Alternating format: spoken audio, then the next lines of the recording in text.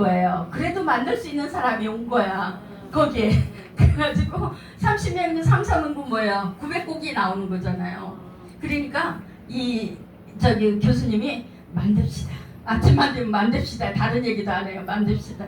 낮에는 실컷 스키 타고 놀고 저녁에는 우리가 이거 만듭시다.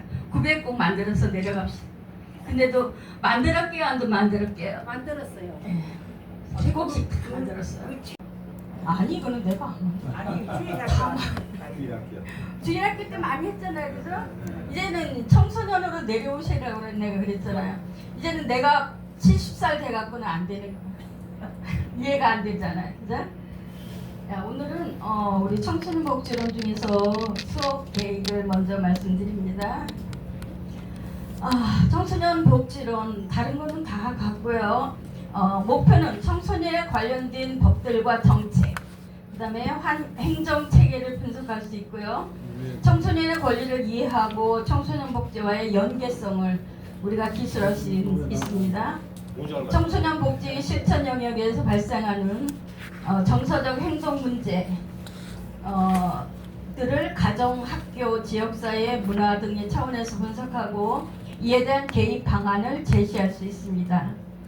주교재는 똑같이 우리 양성원에서 나오는 저 목사님 여기 있어요.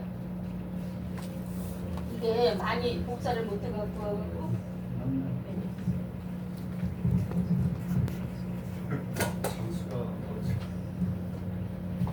청소년 복지로 양성원에서 나오는 이분은 이남 교수가 김성철, 김용탁, 박윤희 해가지고 공지를 한 건데요. 이것도 양성원 거 책입니다. 교재를 아마 사회복지는 전공이라 꼭 사셔야 될 거예요.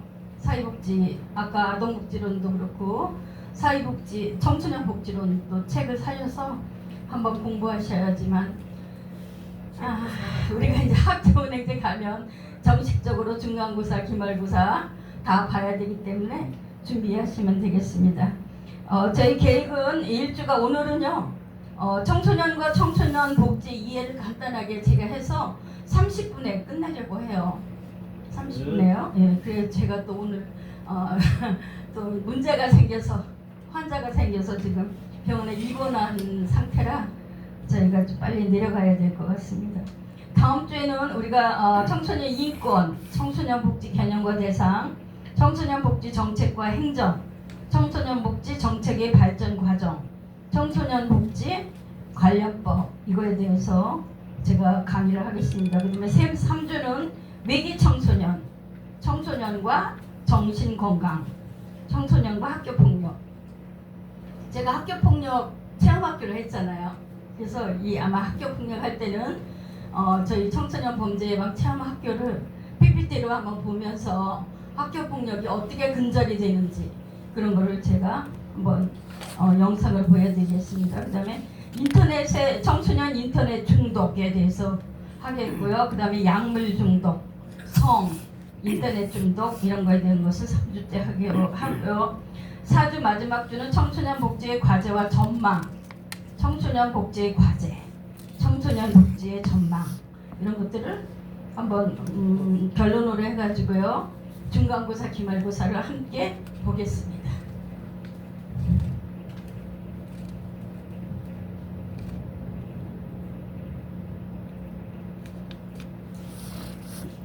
청소년 네? 최명철 목사님, 저희 화면이 왜 저렇게 돼 있어요?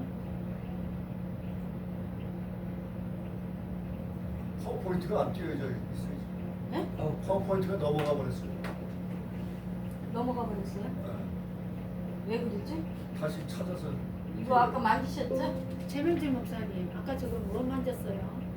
목사님, 그거 다시 한번 봐주세요. 아유, 최명철 목사님.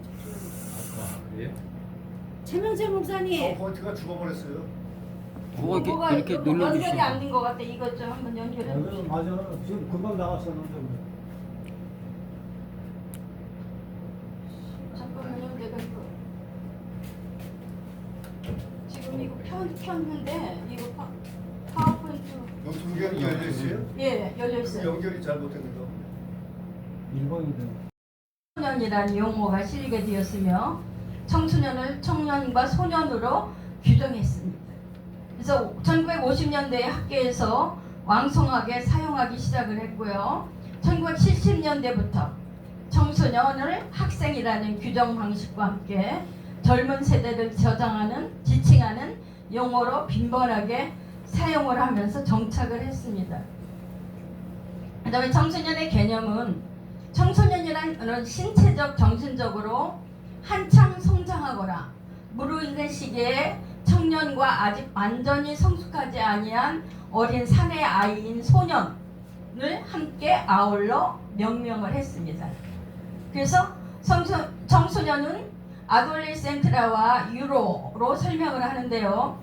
청소년인 아돌로센트는 청소년 시기를 의미하는 아돌로 세컨스라는 모두 라틴어로 성장을 했습니다.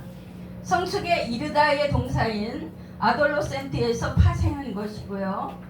유로는 성인이 되기 전에 어린 시절을 의미를 합니다.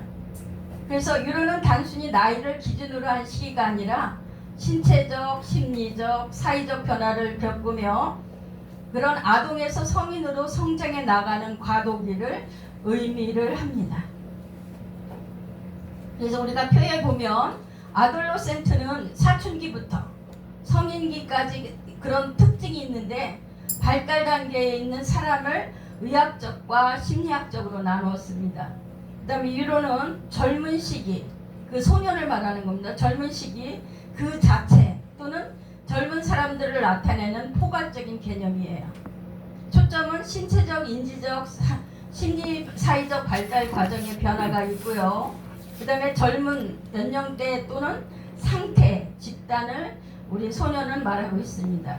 범위는 비교적 명확하고 10세에서 19세에서 기준을 두고요. 그 다음에 유동적이고 소년은 10대 초반부터 20대 중반까지 다양하고 15세에서 24세까지 유엔에서는 기준을 둡니다. 그 다음에 맥락은 학술적, 의학적, 심리학적, 발달론적이고요. 그 다음에 소년은 일반적, 사회적, 문화적, 일상적인 맥락을 말하고 있습니다. 어조는 좀 더 전문적이고 청소년은 객관적이지만 소년은 더 넓고 일반적이며 친근할 수 있는 것을 말하고 있습니다. 학년기, 청소년의 개념 중에서 특별히 학년기 연령에 따른 개념은요. 초등학교 고학년에서 중학교까지 연령, 그러니까 10세에서 14세까지를 말하고 있습니다. 신체적 변화에 대한 적응이 있고요. 또래 집단의 영향력이 증가합니다. 그 다음에 자아 정체성 탐색, 사춘기 경험, 2차 성장을 볼 수가 있습니다. 자기중심적인 사고가 있고요. 상상의 청중, 개인적인 우화를 많이 경험하게 되고요. 부모와의 갈등, 번번이 발생하는 것을 볼 수 있습니다. 또래 집단에서의 소속감, 그 다음에 유행에 굉장히 민감합니다. 그래서 특별히 뭐라고 그러죠, 그거? 유행하기 때문에 옷 같은 거, 신발 같은 거, 모자 같은 것들을 아주 자주 바꿔가면서 특히 또 이제 브랜드만 입으려고 하는 그런 민감성을 보이게 됩니다. 그 다음에 학년기 연령에 따른 개념은요, 중학교 고학년에서 고등학교 저학년까지 연령이죠. 15세에서 17세. 그때는 성인과 유사한 신체적 성장이 완성이 되고요. 그 다음에 논리적, 비판적, 추상적인 사고가 가지고 있습니다. 그 다음에 진로, 내가 과연 어떤 직업을 가질 것인가, 진로에 대해서 가치관 본격 고민하는 시기를 가지고 있습니다. 그 다음에 2차 성장이 거의 완성되기 때문에 안정감을 볼 수 있습니다. 부모와 수평적인 관계고요. 이성에 대한 관심이 고조됩니다. 그 다음에 자아 정체성의 형성을 볼 수 있습니다. 그래서 이 중기 15세에서 17세에 보면 뭐 여친, 남친 이런 것들을 없으면 왕따당하고 그래서 여친, 남친 이런 것들을 우리가 볼 수 있습니다. 그 다음에 이제 학년기 연령에 따른 개념 중에서 고등학교 고학년의 대학생, 및 사이 초년생의 연령은 18세에서 22세입니다. 성인 역할을 준비합니다. 네, 독립을 위한 구체적인 계획을 세우는 시기고요. 성인의 신체를 갖추게 됩니다. 그래서 현실적인 문제 해결을 충분히 능력을 발휘하고요. 독립 욕구가 강해집니다. 그 다음에 직업 선택, 대학 진학 등 인생의 중요한 선택을 가져올 수 있고요. 성인으로서의 책임감과 사회 구성원의 역할을 수용할 수 있는 개념을 가지고 있습니다. 그 다음에 청소년 관련 법상에 따른 그런 구분인데요. 청소년 기본법은 9세 이상에서 24세 이하의 사람을 청소년 기본법으로 세웠고, 그 다음에 청소년 활동 진흥법이 있습니다. 이것은 9세에서 24세 이하. 청소년 복지 지원법은 9세에서 24세 이하. 청소년 보호법은 만 19세 미만. 아동복지법은 18세 미만. 이렇게 법상으로, 관련 법상으로 연령에 따른 구분이 되어 있습니다. 그래서 청소년 관련 법규에서 청소년기 연령 기준이 각각 다른 것은 법적, 사회적, 경제적, 교육적, 시스템의 다양성 등에서 국가별로 차이가 있습니다. 산업화 정보와 인구구조 변화, 또 가족구조, 문화적 수용성 등 사회적인 문화적 요인에 다양하기 때문에 약간 차이가 있습니다. 그래서 법규에 따른 연령의 차이로 인해 실제 사회에서는 다양한 혼란과 문제점들이 발생하고 있음을 볼 수 있습니다. 특별히 청소년기 용어의 등장과 개념은요. 청소년기 용어의 등장은 1904년 미국 최초의 심리학자 박사이자 아동 청소년 발달 연구의 선구자인 평가받은 학자인 그랜빌 스탠드롤이라는 홀이라는 그런 심리학 박사에 의해서 처음으로 명명됐습니다. 그에 저서에서 처음으로 청소년기를 소개하기도 하고 독특하고 중요한 발달 단계로 정의한 것을 볼 수 있습니다. 한번 기회가 되면 한번 책을 사서 한번 보시면 좋습니다. 루스는 뭐라고 얘기했냐면요. 에밀, 우리가 너무나 많이 읽었던 에밀에서 청소년기를 자기만의 가치와 그런 장점을 정립하는 시기를 재탄생이라고 했습니다. 그 다음에 제2의 탄생이라고도 정립하고, 특히 청소년의 사회적 측면에서 아동기와의 질적으로 다른 새로운 존재로 거듭나는 시기다. 청소년기는요. 이렇게 루스는 말하기도 했습니다. 우리가 이제 이런 것들은 우리가 사회복지 개론에 보면 자세하게 나옵니다. 스탠디 홀은요. 진화론적 관점에서 민간의 발달 단계를 유아기, 아동기, 청소년기, 청년기 이렇게 4단계로 구분했습니다. 12세에서 23세의 연령 범위를 청년기로 보고 이 시기에 나타나는 급격한 육체적, 심리적 변화를 우리가 질풍, 노도의 시기, 아주 눈 깜짝할 새에 발달하는 그런 것들을 볼 수 있다고 그런 정의를 내렸습니다. 레비는 뭐라고 했냐면 청소년들이 아이도 성인도 아닌 모호한 주변인이라고 그런 개념을 제시하기도 했습니다.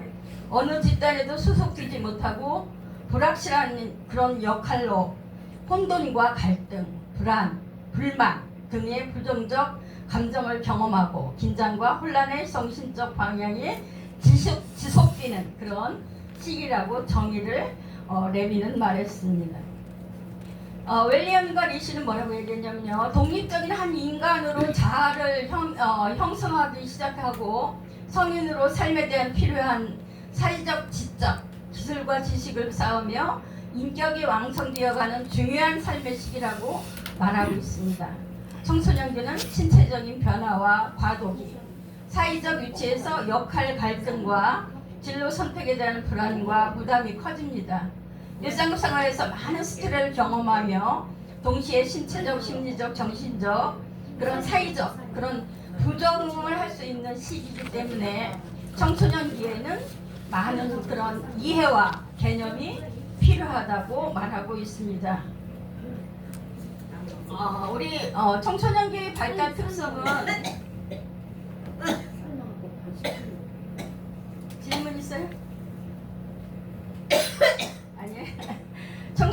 발달 특성은 신체적 발달 특성을 보면 가장 눈에 띄는 변화 중 하나가 바로 뭐예요? 신체적 발달입니다. 그죠? 뭐 여자는 뭐야? 얼굴래. 쭈쭈가 쭈쭈가 점점 커지고 남자들은 얼굴래. 왜 밑에 뭐가 막 나오기 시작하고 저희 아들이 한 중학교 한 1학년 2학년 되니까 아빠가 오면은 매일 목욕을 갔었어요. 같이 함께. 근데 안 가려고 그래요. 예. 안 가려고 그러고 나 혼자 갔다 올게 친구가 갔다 올게 그러고요. 그래서 제가 왜 그러나 저는 이제 이해가 안 됐었거든요. 이 발달 과정을 우리가 보면서도 왜 그러지? 이상하다 그랬더니 자기 아빠가 제 신체적 이상이 생겨서 그런 거예요. 그래서 이제 딸을 안 키워서 잘 모르는데 이 남자들은 또 그런 것들이 있어서 목욕탕을 잘 안 가요. 자꾸 수건으로 여기 밑을 막 감추고 막 이러면서 좀 그런 발달에 신체적 발달이 아주 그 특성으로 나타난 걸 볼 수 있고요. 그 다음에 생식 능력을 획득하고 성인으로서의 신체적 특성을 갖추게 되는 근본적인 그런 변화를 의미하기도 하고요. 특성으로서 호르몬의 변화로 아주 급격하게 다양한 신체 변화가 일어나며 이는 청소년의 심리나 사회성에도 큰 영향을 미칩니다. 그래서 주로 이제 또래 집단, 그죠? 주로 이제 동아리 이런 것들을 하려고 하는 그런 모습들을 많이 볼 수 있습니다. 청소년기의 신체적 특성을 일컫는 말 중에 대표적인 단어가 뭐예요? 우리가 잘 알고 있는 사춘기. 사춘기 때 정말 힘들죠, 그죠? 예, 저도 많이 겪었는데 성인이라는 의미를 가진 라틴어예요. 그래서 에서 유래가 됐고요. 사춘기의 사전적 그런 의미는 육체적, 정신적인 성인이 되어가는 시기로 성호르몬의 분비가 증가하여 2차 상징이 나타나며 생식 기능이 완성되기 시작한 시기입니다. 그래서 사춘기에 뇌의 그런 사상 하부나 뇌하 수체를 자극하여 그런 성선 자극 호르몬의 분비라든지 안드로겐 남성의 호르몬과 같은 그런 여성 호르몬의 분비를 증가하게 돼서 신체적인 특성이 아주 강하게 나타나는 그런 시기입니다. 신체적인 발달 특성 중에서 청소년기의 신체적 특성을 일컫는 말 중에서 대표적인 것이 아까 말씀드린 사춘기. 그래서 심리정서적 그런 발달 특성에 보면 첫째는 감정 기복의 조절 기능이 아주 미숙해요. 그다음에 둘째는 자아 정체감 그런 형성 과정이 혼란을 오기도 하고 경험하기도 합니다. 그다음에 셋째는 스트레스에 대처하는 능력이 부족해요. 그래서 스트레스 받으면 아주 집을 나가기도 하고 또 엄마 아빠한테 막 달려들기도 하고 그런 특성을 볼 수가 있습니다. 근데 인지적인 그런 발달 특성은 피아제는 뭐라고 했냐면 인지 발달 단계 중에서 청소년기는 인지 발달은 형식적 조작기에 해당한다. 첫째는 뭐야? 자아 정체감의 형성. 그러면서 뭐야? 갑자기 나는 누구인가? 나는 무엇인가? 라는 그런 자아 정체성 그런 것들을 확립하는 시기를 볼 수 있고요. 에릭슨은 뭐라고 얘기하냐면 청소년기의 핵심 발달 과업에서 자아 정체감을 제시한다. 그래서 자아 정체감은 내가 보는 나와 타인이 보는 나의 모습이 조화롭게 한결 같아야 하고 개인이 지닌 다양한 지위와 그런 역할, 시간의 경과에 관계없이 연속적으로 연관성을 갖는 것을 말하고 있습니다. 이 시기에는 수학적 사고, 그 다음에 능력이 발달하며 자신의 감정과 약점, 흥미와 적성을 탐색하며 진정한 자신에 대한 그런 깊이 이해하게 됩니다. 그래서 청소년기 발달 특성 중에서 특별히 인지적 발달 특성 굉장히 예민하죠, 그죠? 요 청소년 시기에는요.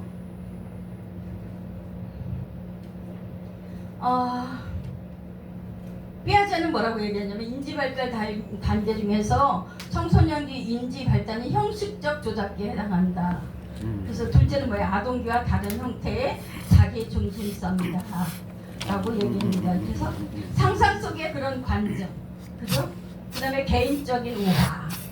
이럴 때는 위험으로부터 자신만큼은 안전하고 예의가 될 것이라고 믿고 있어요. 굉장히 중요한 시기입니다.